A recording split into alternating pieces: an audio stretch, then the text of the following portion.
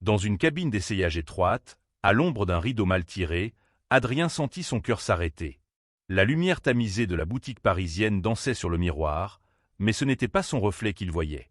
C'était lui, Léo, qui venait d'écarter le rideau, ses yeux sombres brûlant d'une audace qui fit vaciller le monde. Adrien, 24 ans, n'avait jamais aimé les boutiques de vêtements. Trop de choix, trop de regards, trop de miroirs qui renvoyaient une image qu'il n'était jamais sûr d'assumer. Pourtant, ce samedi après-midi, poussé par sa meilleure amie Camille, il s'était retrouvé dans une petite boutique du Marais, un quartier vibrant de Paris où les rues semblaient murmurer des histoires d'amour et de liberté. Camille, avec son énergie débordante, avait insisté. « Adrien, il te faut une tenue pour la soirée de ce soir. Arrête de te cacher dans tes pulls informes. » Il avait cédé, comme toujours, incapable de résister à son enthousiasme. La boutique, l'atelier des rêves, était un lieu hors du temps. Les murs étaient tapissés de tissus colorés, des lampes suspendues diffusaient une lumière dorée, et une odeur subtile de lavande flottait dans l'air. Adrien s'était glissé dans une cabine, un tas de chemises et de vestes dans les bras, espérant trouver quelque chose qui le ferait se sentir différent. Peut-être plus confiant, peut-être plus lui-même. Il enfilait une chemise bleu nuit, les doigts tremblants sur les boutons, quand un bruit le fit sursauter. Le rideau s'écarta d'un coup, et Léo apparut. 26 ans, grand, avec une peau mate et des cheveux noirs légèrement bouclés, Léo travaillait dans la boutique depuis quelques mois. Ses collègues le décrivaient comme un mystère, charmeur mais discret, toujours un sourire en coin, mais une ombre dans le regard. « Désolé, » dit-il, sa voix grave teintée d'un léger accent. « J'ai cru que la cabine était vide. » Mais il ne recula pas. Ses yeux glissèrent sur Adrien, sur la chemise à moitié boutonnée, sur ses joues qui s'empourpraient. « Ça te va bien », ajouta-t-il, un sourire audacieux naissant sur ses lèvres. Adrien, figé, sentit une chaleur monter en lui, un mélange de panique et d'un désir qu'il n'osait pas nommer. « Merci », murmura-t-il, la gorge sèche. Léo referma le rideau, mais son regard resta gravé dans l'esprit d'Adrien comme une promesse. Ce moment, si bref, fut le début de tout. Adrien rentra chez lui, la tête pleine de Léo. Il habitait un petit appartement près de la Seine, un lieu modeste mais chaleureux, avec des étagères remplies de livres d'art et des plantes qu'il oubliait trop souvent d'arroser. Ce soir-là, il devait rejoindre Camille et ses amis pour une soirée dans un bar du Marais, le Liberté, connu pour son ambiance inclusive et ses nuits animées. Mais tout ce à quoi il pensait, c'était ce regard, cette voix, ce rideau qu'on écarte comme on ouvre une porte vers l'inconnu. « Tu es bizarre, ce soir », lança Camille en sirotant un cocktail, ses boucles rousses dansant sous les néons du bar. « C'est à cause de la boutique ? T'as trouvé ton bonheur, au moins ?» Adrien esquissa un sourire, incapable de lui parler de Léo. Pas encore. Il n'était pas sûr de comprendre lui-même ce qu'il ressentait. Était-ce une simple attirance ? Ou quelque chose de plus profond, de plus dangereux ? Le lendemain, Adrien retourna à la boutique. Il se mentait à lui-même, prétendant qu'il voulait juste vérifier si la chemise était vraiment à sa taille. En réalité, il espérait revoir Léo. La clochette de la porte tinta lorsqu'il entra, et son cœur battit plus fort quand il aperçut Léo derrière le comptoir, en train de plier des écharpes en soie. « Tu reviens déjà ?» demanda Léo, son sourire en coin réapparaissant. « La chemise t'a ensorcelé, ou c'est autre chose ?» Adrien rougit, bafouilla une excuse maladroite, mais Léo l'interrompit. « Viens, je vais t'aider à trouver autre chose. » Il le guida vers une rangée de vestes, ses gestes assurés mais empreints d'une douceur inattendue. Leurs doigts se frôlèrent en attrapant le même cintre, et Adrien sentit une décharge électrique parcourir son corps. Ils parlèrent. D'abord des vêtements, puis de Paris, de la pluie qui tombait trop souvent, des chansons qu'ils écoutaient en boucle. Léo raconta qu'il était né à Marseille, d'une mère française et d'un père marocain, et qu'il était venu à Paris pour trouver quelque chose. Il n'expliqua pas quoi, mais ses yeux brillaient d'une intensité qui donnait envie à Adrien de tout savoir. Les jours suivants, Adrien trouva toutes les excuses possibles pour retourner à l'atelier des rêves. Chaque visite était une danse délicate, des regards échangés, des silences pleins de sous-entendus, des sourires qui disaient plus que des mots. Léo, de son côté, semblait jouer avec cette tension, laissant parfois ses doigts s'attarder sur le poignet d'Adrien en lui tendant un vêtement, ou lui lançant des remarques taquines qui le faisaient rougir. Mais sous cette légèreté, il y avait une ombre. Adrien le sentait. Léo parlait peu de lui, évitait les questions sur son passé. Et Adrien, lui, luttait contre ses propres insécurités. Il n'avait jamais aimé un homme auparavant. Il n'était même pas sûr d'avoir le droit de ressentir ce qu'il ressentait. Sa famille, bien que progressiste, avait toujours esquivé les discussions sur l'homosexualité. Et si c'était une erreur? Et si Léo jouait simplement, sans rien vouloir de plus? Un soir, alors qu'ils fermaient la boutique ensemble, Adrien avait proposé de rester pour aider, une excuse évidente. Léo s'arrêta près de la vitrine, regardant la pluie tomber sur les pavés du marais. « Tu sais, dit-il soudain, sa voix plus douce, presque fragile, je ne suis pas très doué pour tout ça. Les sentiments, les gens. » Adrien, surpris, s'approcha. « Tout ça, répéta-t-il. Léo se tourna vers lui, ses yeux brillant sous la lumière des lampadaires. « Toi, moi, ce qu'on fait là, a tourné autour l'un de l'autre. » Il fit un pas plus près, si près qu'Adrien pouvait sentir son parfum, un mélange de bois et d'épices. « Mais je ne peux pas m'empêcher de penser à toi. » Le cœur d'Adrien s'emballa. Il voulait parler, dire quelque chose, n'importe quoi, mais les mots restaient coincés. Alors, sans réfléchir, il tendit la main et toucha le bras de Léo. Ce simple contact suffit à briser la barrière. Léo se pencha, et leurs lèvres se rencontrèrent, timidement d'abord, puis avec une urgence qui semblait contenir toutes les émotions qu'ils avaient retenues. Sous la pluie, dans l'ombre de la boutique, ils s'embrassèrent comme si le monde pouvait s'arrêter. Mais ce n'était que le début, et le chemin qui les attendait était loin d'être simple. Le lendemain matin, Adrien se réveilla avec le goût de ce baiser encore sur ses lèvres. Il resta allongé dans son lit, les yeux fixés au plafond, tentant de démêler le chaos d'émotions qui l'envahissait. Léo. Ce nom résonnait dans son esprit comme une mélodie qu'il ne pouvait pas arrêter d'écouter. Mais avec cette euphorie venait la peur. Adrien n'avait jamais été aussi vulnérable. Il n'avait jamais parlé à personne de ce qu'il ressentait pour les hommes, pas même à Camille, qui pourtant devinait tout. Et si Léo changeait d'avis? Et si ce baiser n'était qu'un moment d'égarement?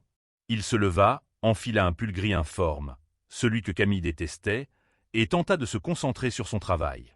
Graphiste freelance, il passait ses journées à dessiner des affiches pour des petites entreprises parisiennes, mais aujourd'hui, ses crayons semblaient incapables de tracer une ligne droite. À l'atelier des rêves, Léo aussi était troublé. Il rangeait des vêtements avec une précision mécanique, mais son esprit était ailleurs. Ce baiser avait réveillé quelque chose en lui, quelque chose qu'il avait enfoui depuis longtemps. À Marseille, il avait grandi dans un quartier où être soi-même était un luxe qu'il ne pouvait pas s'offrir. Son père, un homme strict mais aimant, avait des attentes claires. Un fils qui suivrait les traditions, qui se marierait, qui ferait honneur à la famille. Léo avait fui à Paris pour échapper à ce poids, mais les chaînes du passé ne se brisaient pas si facilement. Ce jour-là, quand Adrien entra dans la boutique, Léo sentit son cœur faire un bond. « Tu es revenu, » dit-il, feignant un ton léger, mais ses yeux trahissaient une intensité nouvelle. Adrien, maladroit, bredouilla une excuse sur un besoin de compléter sa garde-robe.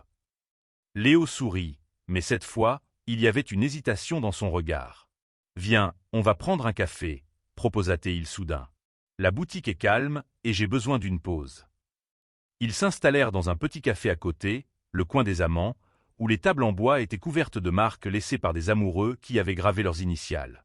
Léo commanda un expresso, Adrien un thé à la menthe. Ils parlèrent, d'abord prudemment, puis avec une franchise qui les surprit tous les deux. Adrien avoua qu'il n'avait jamais été avec un homme, que tout cela était nouveau, effrayant, mais incroyablement vivant. Léo, lui, raconta des bribes de son passé. Une adolescence à cacher qui il était, un premier amour avorté à 18 ans, un garçon nommé Karim qui avait disparu de sa vie après une dispute familiale. « J'ai toujours cru que je devais choisir, » murmura Léo, les yeux fixés sur sa tasse. « Être moi-même ou être celui que ma famille voulait. » Adrien tendit la main sous la table, frôlant les doigts de Léo. « Et maintenant ?» demanda-t-il doucement. Léo leva les yeux, un sourire fragile sur les lèvres. « Maintenant, il y a toi. Et ça change tout. » Les semaines suivantes furent un tourbillon. Adrien et Léo passaient chaque instant libre ensemble. Ils se retrouvaient après la fermeture de la boutique, flânaient le long de la Seine, échangeaient des baisers furtifs dans des ruelles désertes. Léo apprenait à Adrien à aimer Paris sous un nouvel angle. Les petits restaurants cachés du quartier latin, les librairies poussiéreuses où il feuilletait des recueils de poésie, les bars où la musique jazz faisait vibrer l'air. Mais chaque moment de bonheur était teinté d'une tension sous-jacente. Adrien sentait que Léo gardait une part de lui cachée. Parfois, au milieu d'une conversation, Léo s'arrêtait, comme s'il entendait une voix du passé. Et Adrien, de son côté, luttait contre ses propres doutes. Camille, qui avait fini par deviner la vérité, était ravie mais insistante. « Tu dois lui dire ce que tu ressens, Adrien. Arrête de te cacher. » Un soir, alors qu'il regardait les lumières de la tour Eiffel scintiller depuis le pont Alexandre III, Léo prit la main d'Adrien. « Je veux t'emmener quelque part, » dit-il. « Un endroit spécial. » Ils prirent le métro jusqu'à Montmartre, grimpant les ruelles escarpées jusqu'à une petite place cachée, où un vieux piano public trônait sous un lampadaire. Léo s'assit et commença à jouer une mélodie douce, presque mélancolique. « Mon père m'a appris à jouer, » expliqua-t-il. C'était une des rares choses qu'on partageait sans dispute. Adrien, hypnotisé, s'assit à côté de lui. « Tu ne parles jamais de ta famille, » dit-il prudemment. Léo s'arrêta de jouer, ses doigts suspendus au-dessus des touches. « Parce que c'est compliqué, » répondit-il enfin. « Ils ne savent pas pour moi.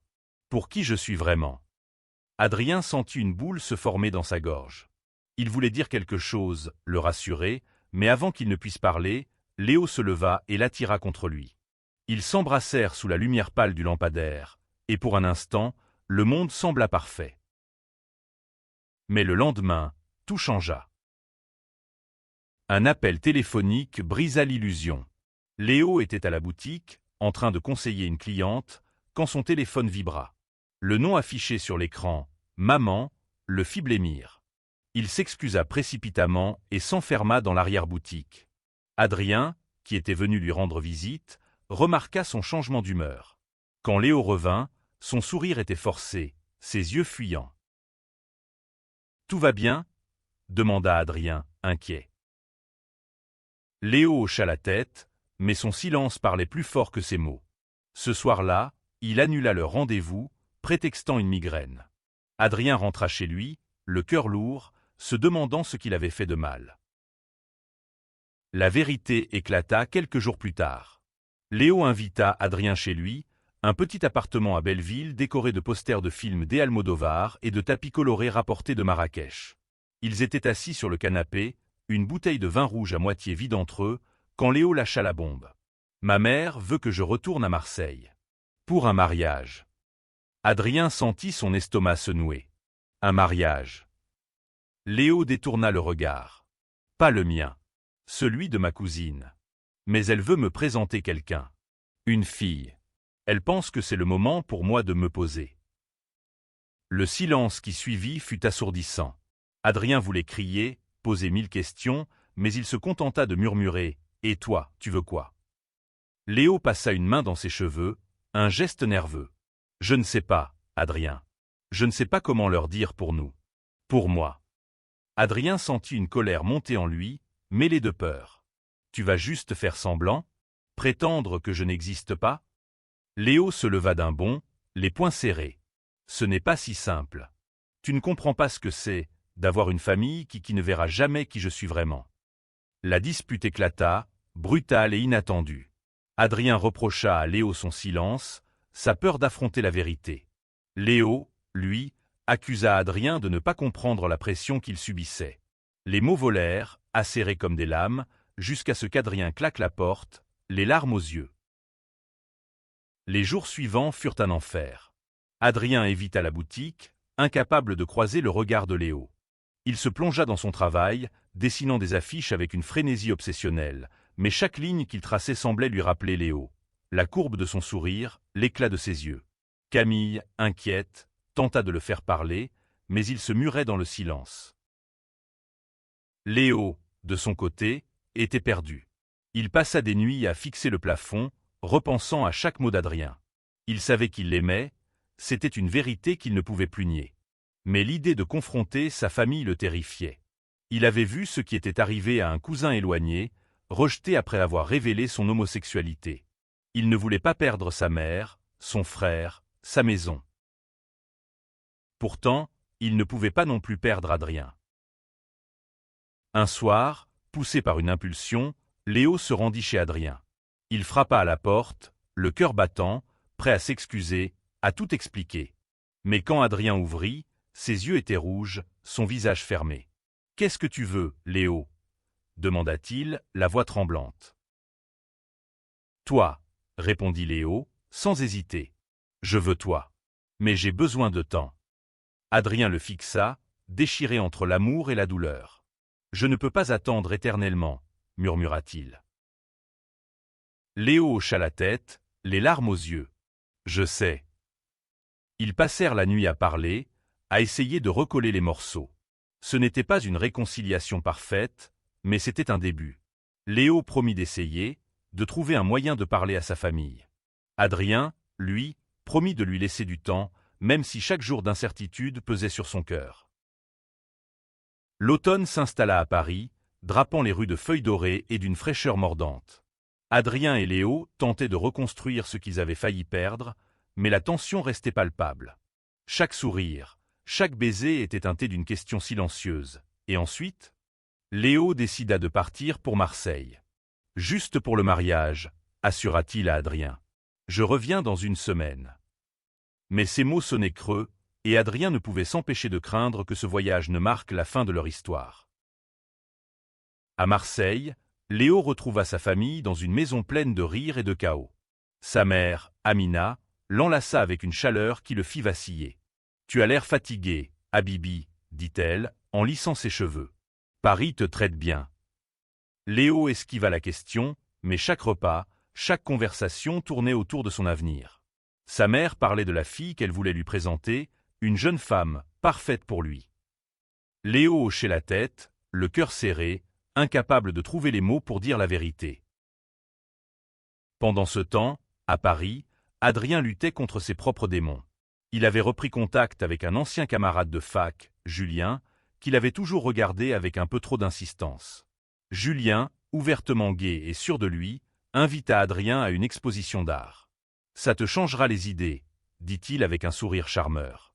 Adrien accepta, espérant combler le vide laissé par l'absence de Léo. L'exposition, dans une galerie du 11e arrondissement, était vibrante, pleine de couleurs et de vie. Julien était drôle, attentif, et pour la première fois depuis longtemps, Adrien se sentit léger. Mais au moment où Julien posa une main sur son épaule, Adrien recula instinctivement. « Je ne peux pas, » murmura-t-il. « Je suis avec quelqu'un. » Julien haussa un sourcil, amusé mais respectueux. Il a de la chance, alors. À Marseille, le mariage de la cousine de Léo fut une explosion de joie. Des danses, des chants, des plats débordant d'épices. Mais au milieu de la fête, Léo se sentait comme un étranger. Lors d'un moment calme, sa mère le prit à part. « Léo, » dit-elle, ses yeux pleins d'espoir, « quand vas-tu te marier ? J'aimerais te voir heureux. » Léo sentit les mots monter, brûlants, impossibles à retenir. « Maman, je suis heureux. Mais pas comme tu l'imagines. » Amina fronça les sourcils, confuse. « Qu'est-ce que tu veux dire ?» Il prit une profonde inspiration. « Je suis amoureux. D'un homme. Son nom est Adrien. » Le silence qui suivit fut comme une chute libre. Amina cligna des yeux, son visage passant de la confusion à la douleur. « Léo, tu plaisantes, n'est-ce pas ?» Il secoua la tête, les larmes aux yeux. « Non, maman. C'est qui je suis. » La discussion qui suivit fut douloureuse. Amina pleura, parla de honte, de tradition, de ce que la famille dirait. Mais elle ne le rejeta pas. Pas encore. Elle demanda du temps, et Léo, épuisé, accepta. Quand il rentra à Paris, il trouva Adrien dans son appartement, en train de dessiner. Sans un mot, Léo l'enlaça, ses bras tremblants. « Je lui ai dit, » murmura-t-il. « Je lui ai dit pour nous. » Adrien, bouleversé, l'embrassa. « Et maintenant ?» Léo sourit, un sourire fragile mais sincère. « Maintenant, on continue. Ensemble. » Les mois qui suivirent furent une danse délicate entre espoir et incertitude. Léo et Adrien s'installèrent dans une routine fragile mais précieuse. Ils passaient leurs soirées à cuisiner ensemble, à regarder des films blottis sur le canapé, à rêver d'un avenir où ils n'auraient pas à se cacher. Mais la réaction de la mère de Léo pesait sur lui. Elle n'appelait plus aussi souvent, et quand elle le faisait, ses mots étaient prudents, distants. Adrien, de son côté, décida qu'il était temps de parler à sa propre famille. Ses parents, des enseignants à la retraite vivant en banlieue parisienne, l'avaient toujours soutenu, mais ils n'avaient jamais abordé le sujet de sa sexualité. Un dimanche, il les invita à dîner dans un petit restaurant près de chez lui. Après le dessert, il prit une profonde inspiration et lâcha « Je suis avec quelqu'un. Il s'appelle Léo ». Sa mère, Claire, posa sa tasse de café, surprise mais curieuse. « Léo ? Un homme ?» Adrien hocha la tête, le cœur battant. Son père, Marc, resta silencieux un moment, puis sourit. « Tant qu'il te rend heureux, c'est tout ce qui compte. » Ce soutien, bien que simple, donna à Adrien une force nouvelle. Il voulait être là pour Léo, quoi qu'il arrive. Un soir, alors qu'il flânait dans le jardin des Tuileries, Léo reçut un message de son frère, Samy. « Maman veut te parler. Elle vient à Paris la semaine prochaine. » Léo pâlit. Elle ne m'a rien dit. Adrien serra sa main. Peut-être qu'elle est prête à écouter. Quand Amina arriva, elle insista pour rencontrer Adrien. Le dîner eut lieu dans un restaurant marocain du 18e arrondissement, un lieu où les odeurs d'épices rappelaient à Léo son enfance. Amina était polie mais distante, observant Adrien avec une curiosité mêlée de méfiance. « Alors, Adrien, dit-elle enfin, que fais-tu dans la vie ?» Adrien parla de son travail de graphiste, de sa passion pour l'art, de son amour pour Paris. Il parla aussi de Léo, de la façon dont il l'avait changé, dont il lui avait appris à être plus courageux. Amina écouta, ses yeux passant de son fils à Adrien, comme si elle cherchait à comprendre quelque chose d'invisible. À la fin du dîner, elle prit la main de Léo. « Je ne comprends pas tout, » murmura-t-elle. « Mais je veux essayer. » Ce n'était pas une acceptation totale, mais c'était un pas. Léo pleura en silence dans le métro en rentrant, Adrien à ses côtés, sa main dans la sienne. L'hiver arriva, et avec lui une nouvelle épreuve. La boutique, l'atelier des rêves, était menacée de fermeture. Le propriétaire, un vieil homme excentrique, avait décidé de vendre le bâtiment. Léo, qui adorait son travail, était dévasté. « C'est plus qu'un job », confia-t-il à Adrien. « C'est là que je t'ai rencontré. » Adrien, déterminé à aider, proposa une idée folle, organiser une soirée caritative pour sauver la boutique. Avec l'aide de Camille, qui avait un don pour mobiliser les foules, ils transformèrent l'atelier des rêves en un lieu magique pour une nuit. Des artistes locaux exposèrent leurs œuvres, un groupe de jazz joua, et des habitants du Marais vinrent en masse. Léo, vêtu d'une veste qu'Adrien avait choisie pour lui, rayonnait. « Tu es incroyable », murmura-t-il à Adrien alors qu'il dansait lentement au milieu de la foule. La soirée fut un succès. Le propriétaire, touché par l'élan de solidarité, accepta de donner une chance à la boutique. Mais ce n'était pas le seul triomphe de la nuit. Camille, toujours à l'affût, avait invité un journaliste local qui écrivit un article sur l'événement. L'histoire de Léo et Adrien, deux jeunes hommes tombés amoureux dans une cabine d'essayage, devint virale dans le quartier. Pour la première fois, Léo se sentit fier d'être vu, d'être aimé, d'être lui. Mais la vie, comme toujours, avait d'autres plans. Un ancien ami de Léo, Karim, réapparut. Celui qui avait brisé son cœur à 18 ans. Karim, désormais photographe à succès, était de passage à Paris pour une exposition. Il contacta Léo, proposant de se revoir, pour parler du passé. Léo, hésitant, en parla à Adrien. « Je ne sais pas si je devrais y aller, » admit-il. « Il m'a fait tellement de mal. » Adrien, bien que jaloux, l'encouragea. « Tu as besoin de tourner la page. » La rencontre eut lieu dans un café près de Notre-Dame. Karim était toujours aussi charismatique, mais ses mots étaient teintés de regret. « J'ai eu tort de partir, » dit-il. « J'étais jeune, j'avais peur. » Léo écouta, mais il réalisa quelque chose d'essentiel. Il n'avait plus besoin de Karim. Il avait Adrien, il avait lui-même, et il avait un avenir à construire. Le printemps revint à Paris, et avec lui une sensation de renouveau. Léo et Adrien emménagèrent ensemble dans un petit appartement près du canal Saint-Martin. Les murs étaient encore nus, les cartons à moitié déballés, mais chaque objet, un livre, une tasse, une photo d'eux riant sous la pluie, racontait leur histoire. Léo avait repris contact avec sa mère. Leur conversation était encore fragile, mais Tamina faisait des efforts. Elle envoya même une recette de tagine, avec une note, pour toi et Adrien. Ce petit geste fit pleurer Léo de joie. Adrien, lui, trouva un nouveau projet, une série d'affiches pour une association LGBT parisienne, célébrant l'amour sous toutes ses formes. Il dessina Léo, son sourire en coin, ses yeux sombres, comme une déclaration au monde. Un soir, alors qu'il regardait le soleil se coucher sur le canal, Léo prit la main d'Adrien. « Tu te souviens de ce rideau ?» demanda-t-il, un sourire malicieux sur les lèvres. Adrien rit. « Comment pourrais-je oublier ?» Léo s'agenouilla, sortant une petite boîte de sa poche. À l'intérieur, 2 anneaux simples en argent. « Je ne te promets pas que ce sera facile, » dit-il, la voix tremblante. « Mais je te promets que je t'aimerai, toujours. » Adrien, les larmes aux yeux, hocha la tête. « Toujours. » Ils s'embrassèrent sous les premières étoiles, entourés par le murmure de l'eau et la promesse d'un avenir qu'ils construiraient ensemble, pas à pas.